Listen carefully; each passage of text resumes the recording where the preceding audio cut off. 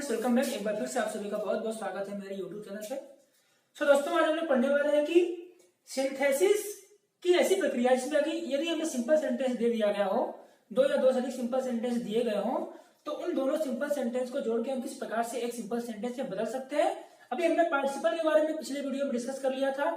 यहाँ पर आज हम लोग जानेंगे किस प्रकार से हम सिंथेसिस की प्रक्रिया करेंगे सिंपल सेंटेंस के लिए और किसके द्वारा, इन्फिनिटिव के द्वारा। यानी कि how can we join two और more simple sentences into one simple sentence by using infinitive. तो चलिए आगे देखते हैं कि इन्फिनिटिव होता क्या है। इन्फिनिटिव के बारे में आपको थोड़ा बहुत पता होगा, अगर नहीं पता चलिए मैं आपको बता ही देता हूँ। इन्फिनिटिव में क्या होता है कि यदि मैं बात करूं एक्टिव वॉइस की, तो मेन वर्ब की फर्स्ट फॉर्म, देखो मेन वर्ब की फर्स्ट फॉर्म से पहले आप क्या लगा दोगे, टू लगा दोगे, जो हमारा बन जाएगा वो क्या बनेगा, इन्फिनिटिव बनेगा। अगर मैं बात करूं ठीक ऐसी पैसिव वॉइस में क्या होता है, तो पैसिव वॉइस में सेम मेन वर्ब की फर्स्ट फॉर्म से पहले आप क्या करते हो, टू के साथ बी को भी ऐड कर देते हो। यानी कि यदि एक्टिव वॉइस की बात करें इन्फिनिटिव कैसे बनेगा, तो मेन वर्ब की फर्स्ट फॉर्म से पहले क्या लगाओगे, टू लगाओगे। और यदि बात करें पैसिव वॉइस में, तो मेन वर्ब के फर्स्ट फॉर्म से पहले क्या लगा दोगे, टू और बी लगा दोगे। ठीक है, अब देखो जो इन्फिनिटिव बनेगा ये दो तरीके से काम करता है। एक काम करता है एज ए नाउन, एक नाउन के रूप में, दूसरा काम करता है एज एन एडवर्ब, यानी कि एक एडवर्ब के रूप में। तो जब वो नाउन के रूप में काम करेगा तो उस सेंटेंस की जब हिंदी में अर्थ निकालेंगे तो क्या सेंस देगा वो, ना, नी और ने का। यानी कि जब उसका हिंदी में सेंस निकालेंगे तो उसका हिंदी में क्या होगा, ना, नी और ने का। तब कहेंगे कि हाँ जो यहाँ पे इन्फिनिटिव बना हुआ किसका काम कर रहा है, एक नाउन के रूप में काम कर रहा है। नेक्स्ट देख लीजिए कि यदि वो एक एडवर्ब के रूप में काम करता है तो वो किसका सेंस देगा, तो जब किसी एडवर्ब के रूप में काम करेगा उसका जब हिंदी में अर्थ निकालेंगे तो किसका सेंस देगा, के लिए का सेंस देगा। एग्जांपल मैंने यहाँ पे कुछ लिया जिसके माध्यम से आपको सारी चीजें क्या हो जाएगी, क्लियर हो जाएगी। चलिए पहला एग्जांपल देख लेते हैं। कह रहा है कि to walk is useful for health, to walk is useful for health. अभी देखो मेन वर्ब की फर्स्ट फॉर्म कहां मिली, यहाँ पे वॉक के पास मिली। इसके पहले हमने क्या लगा दिया है, टू, यानी कि वॉक को हमने किसमें बदल दिया, इन्फिनिटिव बना दिया। अब ये देखना है कि जो इन्फिनिटिव यहाँ पे आया है या एज ए नाउन के रूप में काम कर रहा है या फिर एज ए एडवर्ब के रूप में काम कर रहा है। तो देखो अगर इसकी हिंदी निकालेंगे हम जैसे to walk is useful for health का मतलब कि टहलना यूजफुल होता है, लाभदायक होता है फॉर हेल्थ, स्वास्थ्य के लिए। तो जब इसका हिंदी निकाले तो हमारा टहलना लास्ट में क्या आ रहा है, ना, यानी कि यह ना, नी, ने का सेंस आ रहा है और ये सब्जेक्ट के रूप में नाउन के रूप में क्या हो गया, सबसे पहले आया है। जब ये ना, नी, ने का सेंस दिया तो इसका काम कर रहा है एज अ नाउन के रूप में आया हुआ है। एक और एग्जांपल देखते हैं। He has 3 books to read। कहता है कि he has 3 books to read। Main verb की फर्स्ट फॉर्म से पहले हमने क्या लगा दिया, टू लगा दिया, यानी कि हमारा क्या बन गया, इन्फिनिटिव बन गया। अब हमें ये देखना है कि इन्फिनिटिव के रूप में तो है ही, तो क्या हुआ, एक नाउन के रूप में काम कर रहा है या फिर एक एडवर्ब के रूप में। तो अब इसका हिंदी निकालोगे, कहता है कि he has 3 books, उसके पास 3 किताबें हैं, क्या करने के लिए, टू रीड, पढ़ने के लिए। फिर देखो पढ़ने के लिए तो लास्ट में क्या चल रहा है, के लिए। जैसा कि मैंने आपको यहाँ बताया था यदि के लिए का सेंस मिले तो एडवर्ब के रूप में आया है। यानी यहाँ पे जो इन्फिनिटिव बना हुआ है एडवर्ब के रूप में आया है। यहाँ पे जो आया है टू वॉक, इसमें किसके रूप में आया है, नाउन के रूप में आया है। अभी देखो जो तीसरा एग्जांपल मैंने यहाँ दिया, इसे क्या करिए आप बताइए कि इसमें इन्फिनिटिव कहाँ पे आया है और वो किस रूप में आया है, इससे बताइए और कमेंट बॉक्स में क्या करिए, कमेंट करिए। ओके फ्रेंड्स, चलिए आगे देखते हैं कि किस प्रकार से हम इन्फिनिटिव का प्रयोग करके दो या दो से अधिक सिंपल सेंटेंस को जोड़ के एक सिंपल सेंटेंस बना सकते हैं। तो देखिए मैंने कुछ रूल यहाँ पे लिखा है, इसको आपको समझना बहुत ही जरूरी है, तो हम समझ लेते हैं एक एक करके। इन्फिनिटिव के द्वारा सिंपल सेंटेंस बनाते समय हमें कुछ बातों का ध्यान रखना चाहिए। वे बातें कौन सी है, सबसे पहला मैंने लिखा यहाँ पे कि जो दो वाक्य हमको दिए गए होंगे उसमें से जिस भी वाक्य में किसी उद्देश्य या फिर परिणाम दिखाने वाली बात की गई होगी, यानी जो भी दो वाक्य आपको दिए गए होंगे, चाहे पहला वाक्य चाहे दूसरा वाक्य, उनमें से जिसमें भी उद्देश्य या परिणाम दिखाएगा उसी की वर्ब से पहले हमें क्या लगाना है, टू लगाना है, यानी कि उसे ही हम किस में बदलेंगे, इन्फिनिटिव में चेंज करेंगे। दूसरा बात यह कह रहा है कि पहले वाक्य को ज्यों का त्यों लिख देते हैं, यानी कि जो हमें दूसरा वाक्य मिल जाएगा उसके वर्ब से पहले हम टू लगा के उसे क्या कर देंगे, इन्फिनिटिव में बदल देंगे। उसके बाद जो पहला वाला वाक्य रहेगा उसको हम ज्यों का त्यों लिखते हैं। तो ये एग्जांपल समझ लेते हैं ताकि ये चीजें हमारे लिए आसान हो जाए, ज्यादा कॉम्प्लेक्स ना हो। तो एग्जांपल कह रहा है he took a knife, he wanted to kill the hen। अब हमारे लिए समझना यह जरूरी है कि किस वाक्य में उद्देश्य को दिखा रहा है। चलिए मैं समझाता हूं आपको। कह रहा है कि he took a knife, उसने क्या किया, एक चाकू को लिया। फिर कह रहा है कि he wanted to kill the hen, वो चाहता क्या था, to kill the hen, यानी hen को जान से मारना, मुर्गी को जान से मारना वो चाहता था। तो देखो यहाँ पे उसने चाकू लिया, लेकिन उसके चाकू लेने का उद्देश्य जो है, जो परिणाम होने वाला, वो हमको दूसरे वाक्य में क्या कर रहा है, बता रहा है। तो सिंपली हमें क्या करना है, इसी उद्देश्य या परिणाम बताने वाली जो वर्ब होगी उसी के पहले क्या लगा देंगे, टू लगा देंगे। कैसे? जैसे he took a knife, he wanted to kill the hen. हमें पता है कि हमारा परिणाम दिखाने वाला वाक्य कौन सा हो गया? He wanted to kill the hen. इसको हम चेंज करेंगे इन्फिनेटिव में, पहले वाले वाक्य को ज्यों का त्यों लिखेंगे। तो मैं यहाँ पे लिख देता हूं, लिखूंगा ही took a knife, he took a knife. अब देखो ही को भी छोड़ देंगे, इस वांटेड को भी छोड़ देंगे, क्योंकि ये दिखा रहा है, उद्देश्य दिखा रहा है। अभी उद्देश्य क्या था? टू किल करना हेन को। तो किल तो हमारी मेन होगी फर्स्ट फॉर्म, इससे पहले टू हमें लगाना ही है। अगर पहले से भी लगा तो इसको सेम एज इट इज क्या कर देंगे? लिख देंगे। तो ही took a knife to kill, उसके बाद द हेन को लिख देंगे। इस तरीके से हमारा वाक्य क्या हो गया? ये दोनों जो अलग अलग सिंपल सेंटेंस थे, इनको हमने सिंथेसिस की प्रक्रिया में इन्फिनेटिव का प्रयोग करके जोड़ के क्या कर दिया? एक सिंपल सेंटेंस में बदल दिया। नेक्स्ट एग्जांपल देख लेते हैं। कह रहा है कि he has gone to Agra, he wants to see the Taj. अभी कह रहा है कि he has gone to Agra, वह आगरा जा चुका है, वो चाहता है क्या करना? सी द ताज, ताजमहल को देखना चाहता है। तो देखो उद्देश्य हमारा इस वाक्य में पहले वाले वाक्य को ज्यों का त्यों लिखेंगे। तो लिखेंगे यहाँ पे he has gone to Agra. अभी आगरा को क्या करने के लिए गया है? मेन ऑफ की फर्स्ट फॉर्म सी से पहले टू लगाना, तो बन जाएगा टू सी द ताज।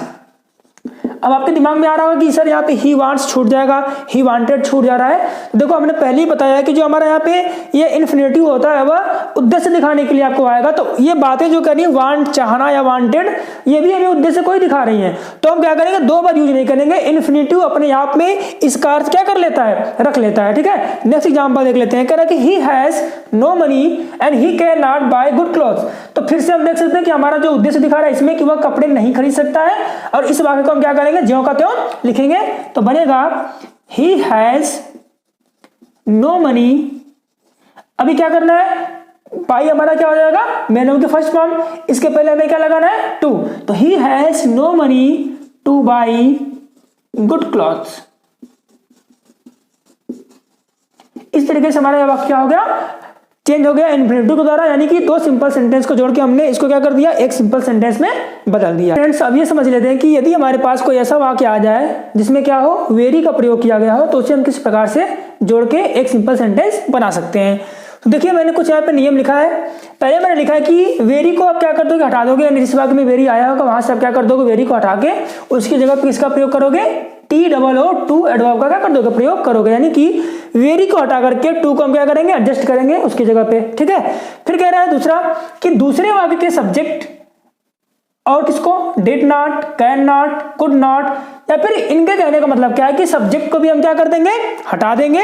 और साथ में यदि कोई भी negative words unable, could not, did not, cannot, जो कुछ भी अगर नेगेटिव वर्ड्स आते हैं तो उनको भी हमें क्या करना है? हटा देना है। फिर मेन ऑफ की फर्स्ट फॉर्म से पहले क्या कर देंगे? टू का यूज करेंगे, यानी कि दूसरे वाले वाक्य में ही हम क्या करेंगे? इन्फिनेटिव बनाएंगे। तीसरा पॉइंट कह रहा है कि यदि दोनों वाक्य के सब्जेक्ट भिन्न भिन्न हो। अभी देखो मैंने जितनी बातें किया सबके सब्जेक्ट क्या थे? सेम थे, सबके सब्जेक्ट सेम थे, तो ये नियम चल रहा था। लेकिन यदि मान लीजिए आपके पास कुछ ऐसा आ जाए कि दोनों के सब्जेक्ट अलग अलग हो जाए, तब आप क्या करोगे? तो कह रहा है कि यदि दोनों वाक्यों के सब्जेक्ट भिन्न भिन्न हो तो इन्फिनेटिव से पहले यानी कि टू और मेन वर्ब की फर्स्ट फॉर्म से पहले हम क्या करेंगे? फॉर प्लस ऑब्जेक्ट को लिख देंगे। ठीक है, यदि हमारे पास सब्जेक्ट दिया गया है दूसरे वाक्य में, तो यदि ऐसी कंडीशन आती कि दोनों के सब्जेक्ट अलग अलग है तो उस सब्जेक्ट का ऑब्जेक्ट वाले रूप में यहाँ भी क्या कर देंगे? लिखेंगे, जैसा कि हम वॉइस में क्या करते हैं? जानते हैं। तो देखिए एग्जाम्पल समझ लेते हैं। कह रहा है कि he is very weak, he can not run. अब देखो इसमें वेरी का प्रयोग किया गया पहले वाले वाक्य में, तो दूसरा वाक्य जो हमारा उसमें क्या आ गया? निगेटिव। जब भी आपको कभी ऐसा वाक्य मिलेगा तो उसमें एक में अगर वेरी आया, दूसरे में निगेटिव वर्ड्स कोई ना कोई जरूर दिया गया होगा। तो आप देख सकते हैं वेरी को हमें क्या करना है? टी डबल ओ टू में चेंज करना है, और इस कैन नॉट, कुड नॉट, इसके जगह पे जो कोई भी निगेटिव वर्ड आता उसे हम क्या कर देते? हटा देते। चलिए बनाते हैं, लिखेंगे ही इज, वेरी के प्लेस पे क्या आ जाएगा? टी डबल ओ टू, उसके बाद एडजेक्टिव को लिखेंगे weak, he is too weak. अब इसी में हमें क्या करना है? सब्जेक्ट को भी हटा देना है, यानी इसको भी हम छोड़ देंगे, कैन नॉट को भी हम छोड़ देंगे, बचा क्या? रन, मेन वर्ब की फर्स्ट फॉर्म। इसके पहले क्या लगाओगे? टू, क्योंकि इसे क्या करना है? इन्फिनेटिव में बनाना है, यानी मेन वर्ब की फर्स्ट फॉर्म से पहले टू का यूज करना है। तो he is too weak, then लिखेंगे टू और मेन वर्ब की फर्स्ट फॉर्म रन। इस तरीके से वाक्य जुड़ के क्या बन गया? एक सिंपल सेंटेंस में बन गया। नेक्स्ट एग्जांपल देख लेते हैं। कह रहा है कि she is very fat, she can not run. यहाँ पे वेरी आया, वेरी को हटा के टी डबल ओ टू लगाएंगे और कैन नॉट को भी हटा देंगे और सी को भी हटा देंगे। चलिए बना लेते हैं, बनेगा सी इज टू फैट फिर लिखेंगे टू और मेन ऑफ की फर्स्ट फॉर्म नन। आपको समझ में आ रहा होगा। चलिए नेक्स्ट एग्जांपल देखते हैं। कह रहा कि the lion was very weak he could not hunt. The lion was very weak he could not hunt. जैसा कि आपको पता है कि यदि हम बात करें प्रेजेंट की तो प्रेजेंट में हम कैन नॉट का यूज करते हैं। पास्ट में जड़ देंगे तो ये कैन किस में बदल जाएगा, कुड में बदल जाएगा। तो यहाँ पे वाज की बात थी तो यहाँ पे क्या चला गया था, कुड नॉट में। चलिए इसको बनाते हैं, लिखेंगे द लायन वाज वेरी को हटा के टू लगाएंगे, टू उसके बाद एडजेक्टिव वीक लिखेंगे। अब सब्जेक्ट को भी छोड़ देना है, इस कुड नॉट को भी क्या करना है, छोड़ देना है। हंट से पहले हमें क्या करना पड़ेगा, टू लगा के उसे इन्फिनेटिव में बदलना पड़ेगा। तो the lion was too weak to hunt. अगर मैं बात करूं इसकी हिंदी में, इसकी हिंदी अर्थ क्या होगी तो देखो आप समझ सकते हो। The lion was very weak, जो लायन था बहुत ही कमजोर था। ही कुड नॉट हंट, वह शिकार नहीं कर सकता था।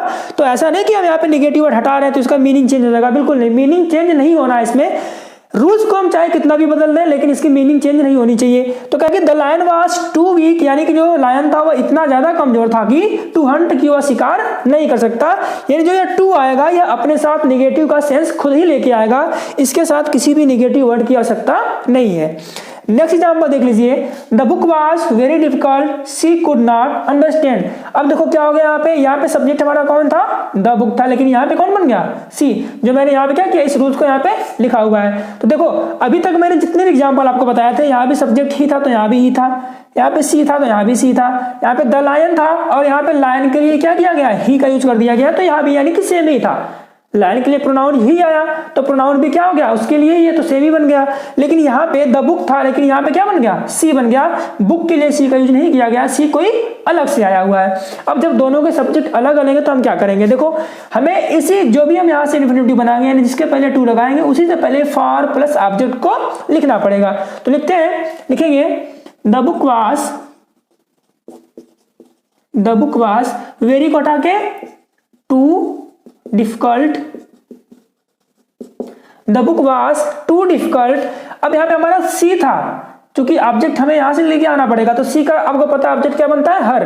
तो फॉर ऑब्जेक्ट के पहले क्या लगाएंगे, आप देख सकते हो मैंने लिखा है कि ऑब्जेक्ट के पहले क्या लगाओगे, for. The book was too difficult for, she का ऑब्जेक्ट बनेगा हर। अब इसके बाद हमें क्या करना है, इन्फिनेटिव बना के लिखना है, यानी मेन ऑफ की फर्स्ट फॉर्म अंडरस्टैंड, इससे पहले क्या लगाओगे, टू, तो हो जाएगा टू अंडरस्टैंड। इस तरीके से आप देख सकते हैं कि मैंने क्या कर दिया है, दो सिंपल सेंटेंस को जोड़ के एक सिंपल सेंटेंस इन्फिनेटिव के नियम से क्या कर दिया, बना दिया। हमने देखा कि जब सब्जेक्ट सेम था तब किस तरीके से जोड़ते हैं, और हमने ये भी जान लिया कि यदि हमारे पास सब्जेक्ट अलग अलग आ जाए तो हमें क्या करना पड़ेगा, इन्फिनेटिव से पहले फॉर प्लस ऑब्जेक्ट का यूज करना पड़ेगा। और बड़े ही आसानी से हम क्या कर लेंगे, दो सिंपल सेंटेंस को इन्फिनेटिव के माध्यम से जोड़ के एक सिंपल सेंटेंस में चेंज कर देंगे।